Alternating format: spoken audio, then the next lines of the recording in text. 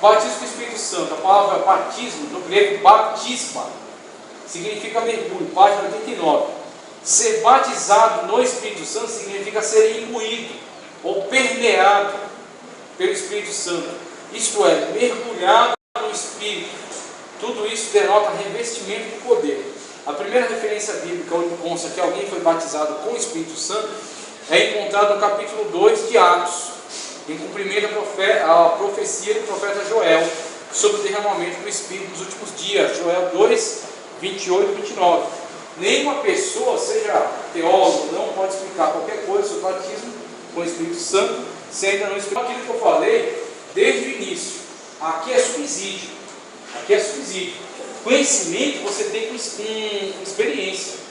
Subsídio bíblico. Por quê? Você aqui tem como o Espírito Santo de Deus se manifesta.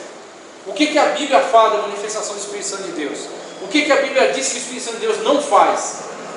A Bíblia diz que o Espírito Santo de Deus é racional, é autoconsciente, ele glorifica a Deus, ele edifica a igreja, ele é o paráclito. Então tudo que seja diferente disso não faz parte do Espírito, não provém dele. Então subsídio bíblico a gente fornece aqui. Experiência é você e ele. Você com o Espírito Santo de Deus tem que ter a sua própria experiência. Eu tenho que ter também a minha própria experiência. E aí a gente entra no que eu quero chegar aqui, ó. Batismo de João e o batismo de Jesus, página 90. Batismo com o Espírito Santo com fogo, página 90. Olha só. Eu, em verdade, vos batizo com água, página 90, aqui nessa parte já do batismo do Espírito Santo com fogo. Eu, na verdade, vos batizo com água para o arrependimento. Olha só o propósito do ministério de João Batista. Eu, em verdade, vos batizo com água para o arrependimento. Mas aquele que vem após mim é mais poderoso do que eu. Ele confessa já qual é o patamar, a posição dele, o ministério dele, a capacidade dele e qual é o ministério de Cristo. Aquele que vem após mim é mais poderoso do que eu. E aí ele vai trazer as características, ó. Cujas alpacas não sou digno de levar. Ele vos batizará com o Espírito Santo e com fogo. É interessante a gente trazer essas duas características. Essas duas características. Com respeito ao batismo com o Espírito Santo e com fogo, tem surgido muitas interpretações que vale a pena mencioná-las aqui. Dois batismos. Uns acham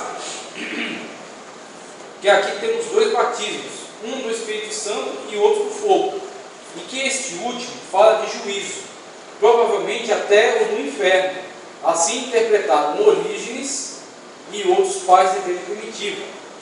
Fogo da destruição final. Outros acham que o fogo, nesse caso, significa o fogo que destruirá o mundo no último dia. O fogo destruirá o mundo no último dia. Fogo do purgatório, que já é uma questão católica. Há também quem pensa que esse fogo esteja relacionado com o fogo do purgatório. Fogo do Espírito. A interpretação pentecostal é de que o fogo do versículo 11 indica o caráter do batismo do Espírito Santo. Talvez o modo como ele veio no Pentecostes tenha sido como vento, dotado de poder, força, como se for um fogo que alastra, impelido pelo vento. E quanto aos seus efeitos, seria isso a purificação do povo de Deus. Sendo assim, o ministério de limpar e purificar exercido pelo Senhor Jesus só será possível na vida daqueles que aceitarem o ministério do Espírito Santo, que é com fogo. E aí tem o fogo do inferno, que é uma interpretação, e a conclusão. Os que entendem que o fogo é o fogo do inferno, como no caso do Orígenes, um dos pais da igreja, seguido por outros eruditos, apresenta o seguinte comentário: como João Batista chamava de raça de víboras aqueles que iam a ele para serem batizados, imersos em água, sem serem convertidos e sem terem produzido fruto digno de arrependimento, assim também Jesus imergiria nas chamas do fogo do inferno aqueles que não produziam fruto digno de arrependimento. E a figura que João usa para explicar o que significa o batismo no fogo é o machado da pá, do trigo e da palha. Amém. Então, com relação a isso aqui, a gente vê pontos de vista diferentes. Pontos de vista diferentes. E aí o que acontece? Com esse ponto de vista, a gente traz o seguinte: primeiro, o ministério de João Batista. O ministério de João Batista. João Batista foi enviado como precursor do Messias. Então ele veio anunciar o Messias. Só que João Batista, quando a gente já estudou sobre ele, principalmente em Cristologia, o ministério de João Batista e o ministério de Cristo, nós vimos a diferença entre um ministério e outro, diferenças agudas. Inclusive a gente pode dizer que João Batista está mais adequadamente encaixado como continuador, na verdade como aquele que finaliza o ministério profético do Antigo Testamento. A mentalidade de João Batista era a mentalidade que estava em continuidade aos profetas do Antigo Testamento. O que profetizaram os profetas do Antigo Testamento? Deixa eu ver se o vídeo não parou aqui. Eu vou até fazer o seguinte, eu vou parar e começar aqui, não veio hoje. O ministério de João Batista ele pode ser mais adequadamente relacionado com o ministério dos profetas do Antigo Testamento, porque a mentalidade dele era sequencial a deles. E qual era a mentalidade do profeta do Antigo Testamento? Isaías, Joel, que fala do derramamento do Espírito, Zacarias. A mentalidade deles era que viria o Messias e viria juízo. É assim que pensa os profetas que antecederam João Batista. João Batista encerra esse ministério. João Batista é o último profeta com a mentalidade do Antigo Testamento. E o pensamento era anunciar o Messias se manifesta, Israel se converte e o Messias traz juízo. Com isso, fica fácil de entender a fala de João Batista. João Batista diz: ele vos batizará. Eu batizo com água. Para que eu batizo com água? Ele dá o objetivo: para arrependimento de pecado. E aí João Batista recebe essa mensagem do batismo para arrependimento. Arrependimento de pecado para quê? Qual o objetivo? Receber o Messias. Quando o Messias se apresentar, vocês já estão prontos para recebê-lo. Vocês vão receber eles como Rei dos Reis e Senhor dos Senhores. Vão se converter a ele. E ele vai purificá-los. Depois do Messias se manifestar, purificar vocês, e vocês estarem integrados no reino dele, o que ele traz? Juízo. Ele vai julgar aqueles que não aceitaram a sua mensagem. Ele vai trazer juízo, por isso, o reino de Deus na terra. Esse era o objetivo. João Batista, precursor do Messias, anuncia o Messias, prega a palavra de batismo com água para arrependimento de pecados. O Messias vem, aí Jesus fala o que? João Batista fala o que do Messias? Jesus, o Cordeiro de Deus, no qual ele disse que não é digno de desatar as sandálias. Ele vos batizará. Esse batisma, no termo grego, imergir. Então é necessariamente uma imersão no mundo de Deus, uma imersão numa outra situação. Paulo usa esse exemplo do batismo, para se referir à travessia do Mar Vermelho, para Israel. Ele fala que Israel, ali naquela situação em que deixava o Egito rumo a Canaã, foram batizados no Mar Vermelho, porque eles desceram abaixo do nível e subiram depois já caminho para Canaã. Ele usa aquilo como um exemplo de batismo, num texto, acho que em Gálatas. E é o que acontece. Com essa mentalidade, o que a gente entende? João Batista está preparando o Messias para juízo. Então Jesus, o Messias, vem o quê?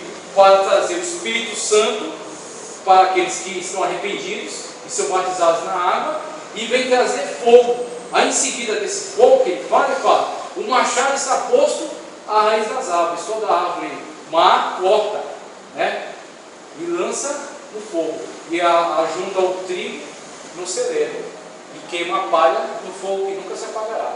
Então, com isso, João Batista, na mentalidade dele, espírito, o ruach do Antigo Testamento, é necessariamente aquilo que o Messias vai dar àqueles que se arrependeram, aqueles que aceitaram, que estão arrependidos e foram batizados. E o fogo é para quem? Condenação dos ímpios. Esta é a mentalidade de João Batista.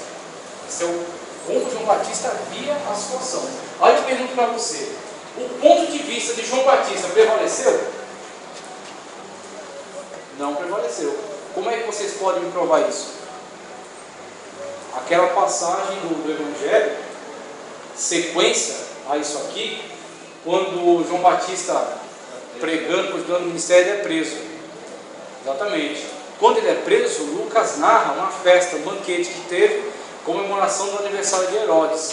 A sobrinha dele dança, ele se agrada naquela dança e faz, se compromete com ela. Me peça, né, o que quiseres. A menina, induzida pela mãe, pediu o quê? A gente João Batista. João Batista degolado. Situação em que ele estava na cadeia. Antes disso, desse fato, o que acontece? João Batista envia emissários a Cristo, os discípulos dele. O que os discípulos, o que João Batista manda eles perguntarem para Jesus? Messias, né? Jesus responde. Olha que sério, hein? Sério, Deus, a resposta sério isso, hein? foi de encontro ao pensamento de João Batista. Foi o contrário. Vocês já pararam para pensar no que João Batista mandou perguntar? Não era todo mundo que tinha autoridade de perguntar um negócio desse. Não é todo mundo. João Batista mandou perguntar para Jesus se ele era o Messias ou se havemos de esperar por outro. E aí também tem outras escolas de interpretação. Existem algumas escolas que dizem que haveriam 2 Messias. Tinha uma escola judaica que dizia que ia haver 2 Messias. Mas também tem a possibilidade de João Batista ter duvidado desse Messias. Ter pensado, o Senhor é o Messias ou será que o Senhor é mais um profeta somente e vai vir o Messias ainda? O Messias que vai trazer juízo. A resposta de Jesus é a seguinte, aquilo que você narrou. Os cegos vêm, os coxos andam, né? Aos pobres é anunciado o reino de Deus. Aí Jesus manda um recado para João Batista, um recado direto para ele. E bem-aventurado aquele que não se escandalizar, né? Aí Jesus está falando diretamente com João Batista. Se escandalizar, né? Ele estava achando uma coisa e era outra. Ele já ia falar, mas isso que eu entendi, né? Exatamente. Não se escandalizar, né? Já ia não morrer, escandalizar, fica na sua. Tu vai morrer, mas... Você já fez seu papel. Você vai receber seu galardão, né? Quando chegar na glória, aquilo que Jesus falou em outro lugar para os apóstolos. O que eu falo, o que eu faço, vós não entendeis ainda. Entendereis mais tarde. Você não tem condição de entender ainda. Isso aí na vida do crente é uma constante. O crente é que passa por muitas coisas que ele só permanece por fé. Ele não entende por que essa situação, por que essa dificuldade, por que essa provação. Porque Deus tem um propósito. Todas as coisas contribuem juntamente para o bem daqueles que amam a Deus. Só no final você entende o propósito. Mas no meio prevalece a fé, prevalece a obediência a Deus, não recuar. Então, o que acontece? A mentalidade de João Batista era juízo. Espírito Santo e fogo. Espírito Santo para os arrependidos. Fogo de juízo. Na mentalidade de João Batista. Só que a mentalidade de João Batista não prevalece. Porque Jesus, de fato, é o Messias.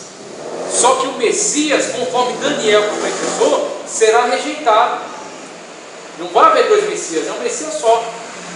E esse Messias vai vir, vai pregar, veio para os que eram seus, os seus não o receberam. Mas a todos quantos o receberam, deu-lhes o poder de serem chamados filhos de Deus. Esse todos quantos não estava nem na mentalidade de João Batista e também não estava na mentalidade de Daniel. Eles não conheceram o tempo da graça. Aí Daniel, quando fala sobre as 70 semanas, ele fala até o Messias, seguido ao Messias, ele já fala da 70ª semana, porque ele não conhece o tempo da graça. Nós estamos no tempo da graça. Logo após o Messias ter vindo, o Messias foi rejeitado. O Messias tendo sido rejeitado, Israel rejeitando o Messias, a igreja foi inserida na aliança, no plano. Aí Cristo, aquilo que Cristo falou para os apóstolos: eu firmo uma nova aliança com vocês, uma nova aliança no meu sangue. A visão de Isaías era diferente. O servo sofredor, que ele será moído, exatamente. Não como a mentalidade do que era juiz, que era assim. Exatamente. Forte, poderoso. isso aí. Ia impor as leis e todo mundo ia aceitar e acabou, e quem não aceitasse. Cada um viu parcialmente. Ele viu parcialmente. Então, eles profetizaram de coisas que eles não puderam entender. Tudo isso se concretizou em Cristo. Cristo era o Messias, Cristo veio para salvar, ele era de fato da raiz de Davi, filho de Davi, como se fala nas profecias, né? Ele era o servo sofredor, ele reunia tudo isso nele. Todas essas características se reuniram nele. Aí o que acontece? O ponto de vista de João Batista se perdeu dessa perspectiva. Ele não tinha a perspectiva do tempo da graça. Jesus apresenta para ele a perspectiva do tempo da graça. Qual é o meu objetivo? Curar, salvar, libertar, né? Transformar o homem, levar o homem para o céu, ofertar a salvação a ele. E aí fala, bem-aventurado aquele que não se escandaliza em mim. Com isso, João Batista tem que entender, o meu ministério se cumpriu, se realizou. Daqui para frente eu não compreendo, mas a minha parte eu já fiz. Ele é o Messias. Tem que reconhecer e tem que esperar na graça de Deus que o Senhor vai fazer compreender a situação, mas ele não compreendeu. Aí o que acontece? Então, aquela perspectiva de João Batista de arrependimento, batismo com o Espírito Santo e fogo de juízo, não era da forma como João Batista previa. Aquele fogo que João Batista chamava de fogo de juízo, não era necessariamente o fogo do juízo final. João Batista pensava em juízo final. Juízo final não é nesse tempo. Juízo final é depois. É para um tempo escatológico. Aí Jesus traz a perspectiva correta. Espírito Santo. É Jesus quem batiza com o Espírito Santo. Jesus é o nosso paráclito enquanto estava na terra. Jesus ascende aos céus. Aí ele fala, não vos deixarei órfãos, enviarei outro Consolador, outro paráclito, o Espírito Santo. Aí Jesus fala, permanecei em Jerusalém, até que do alto sejais revestidos. Com esse revestimento temos o batismo com o Espírito Santo. Presença do Espírito Santo no crente, significa que o crente é templo e morada do Espírito. O Espírito Santo vive nele, está dentro dele, não está sobre ele, não está entre o povo, está nele. Então isso aqui é ter o Espírito Santo. Batismo com o Espírito Santo, ser revestido do Espírito Santo. E aí você tem uma maior capacitação para a obra de Deus. E aí nós temos aqui fogo. A perspectiva pentecostal que ele descreve ali fala do quê? Fala do fogo, a manifestação do Espírito Santo como fogo. E aí esse fogo tem algumas conotações. Quais são? Consumir, destruir, limpar o homem do pecado. Aí nós temos, por exemplo, um vaso de barro que nós somos sendo preparado no fogo, fogo das provações, né? Fogo das tentações, Deus permite. Um fogo numa perspectiva de lapidação, né, do cristão, preparo do cristão, melhor preparo da vida dele. Então temos um fogo nessa perspectiva. Por isso que o pentecostal usa bastante essa linguagem do fogo, associada a isso, associada ao ponto de vista de Jesus em relação ao cumprimento disso aqui. O Espírito Santo e fogo. Então Jesus traz, o Espírito Santo, fogo traz, e o fogo também tem uma conotação de fogo consumidor do pecado, tem, nesse sentido, o fogo que consome o pecado, o fogo que santifica, o fogo purificador. E, inclusive no Pentecostes foram vistas as línguas repartidas como o quê? De fogo, uma manifestação de fogo. Aí ele traz depois também um alerta acerca do exagero do simbolismo. Então o fogo tem uma conotação de purificação? Sim, tem, é válido. Porque a lógica de João Batista não se cumpriu na íntegra. João Batista tinha uma lógica de Antigo Testamento. Essa lógica de João Batista também não era uma heresia. Ela era correta dentro da perspectiva dele. Por quê? Porque Jesus veio para os que eram seus. E se os seus tivessem recebido? Já parou para pensar nisso? Se os seus tivessem recebido? Teria sido outro plano. Judeus receberam a Jesus, aceitaram a Jesus, amém, ele é o Messias, se convertem a ele.